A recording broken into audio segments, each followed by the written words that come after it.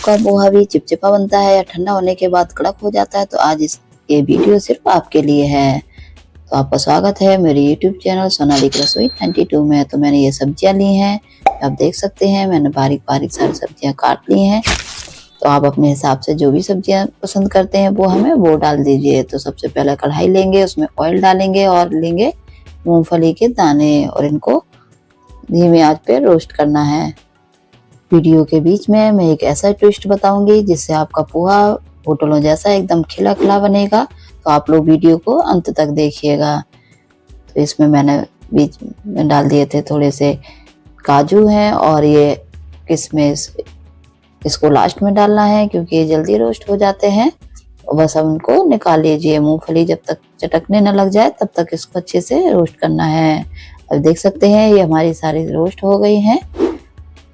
अब उसी ऑयल में डालना है सबसे पहले राई, और राई को अच्छे से तड़कने देंगे और फिर डालेंगे जीरा। जीरा के बाद डालेंगे थोड़ा सा सौंफ, और सौंफ के बाद जब सौंफ भी अच्छे से हो जाए तो उसमें डालेंगे करी पत्ता, और करी पत्ता के बाद डालेंगे इसमें बारीक कटा हुआ प्याज।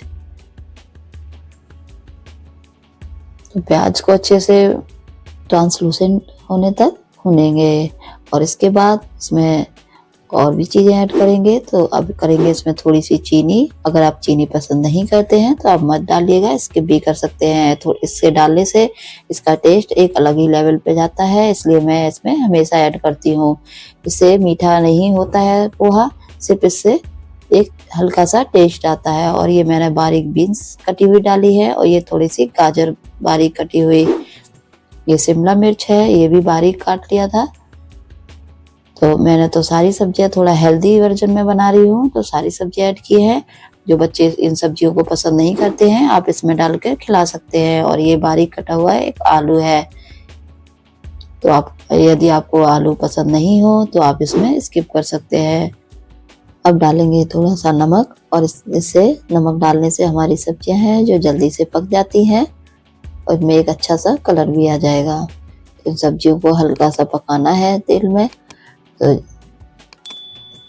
देखिए ये अच्छे से पक गई हैं सब्जियां। अब इसमें डालेंगे टमाटर। टमाटर को हमें थोड़ा बाद में डालना है जिससे ये सब्जियां पक जाए, नहीं तो ये सब्जियां फिर पकती नहीं है, आलू पकेंगे।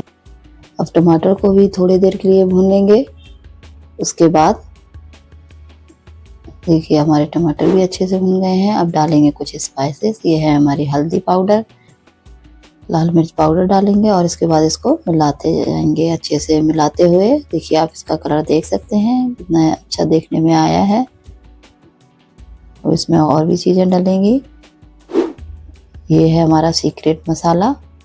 तो ये मैंने घर पर तैयार किया है। यदि आपको इसकी रेसिपी चाहिए हो तो आप कमेंट जरूर करना और पूछना कि आपने ये कैसे बनाया। अब मैंने पोहा को धोकर अलग रख दिया था। तो इसके धोने में भी एक ट्विस्ट होता है दोस्तों। इसको आपको पानी में भिगोना नहीं है, सिर्फ इसको एक जाली वाली चलनी होती है उसमें इसको अच्छे से धोना है 2-3 पानी से, और उसको निकाल देना है उसमें। तो ये पानी सारा निकल जाएगा। इससे आपके पोहा एकदम खिला खिला बनेगा और एकदम टाइट भी नहीं होगा और बहुत ही अच्छे बनकर तैयार होगा। धीरे धीरे हल्के हाथों से इसको मिला लेंगे सारा। अक्सर लोग शिकायत करते हैं कि पोहा चिपक जाता है या सख्त हो जाता है, लेकिन अगर आप मेरे तरीके से ऐसे बनाएंगे तो आपका एक एक दाना खिला खिला रहेगा। तो देखिए इसका रंग, ये तड़का, इसकी खुशबू इतनी लाजवाब है कि आपके पड़ोसी भी पूछने आ जाएंगे कि आज घर पर क्या बना रहे।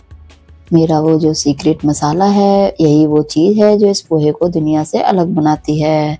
तो आप लोग इसको ज़रूर बनाइएगा। ये मैंने नींबू का रस लिया है, ऊपर से डाला है, तो इससे और भी अच्छा टेस्ट निखर के आता है हमारे पोहे का।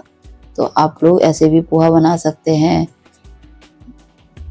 और आप लोग एक बार नमक चख के दोबारा से नमक अपने हिसाब से डाल सकते हैं। इसमें मुझे नमक थोड़ा कम लगा था तो मैंने नमक भी ऊपर से डाला था।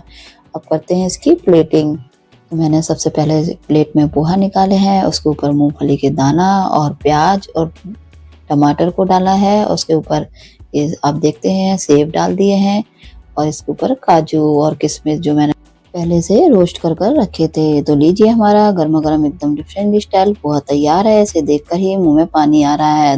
दोस्तों अपना कीमती समय निकाल कर मेरा वीडियो देखने के लिए आपका तहे दिल से शुक्रिया और आपको मिलते हैं अगली वीडियो में। तब तक के लिए बाय बाय।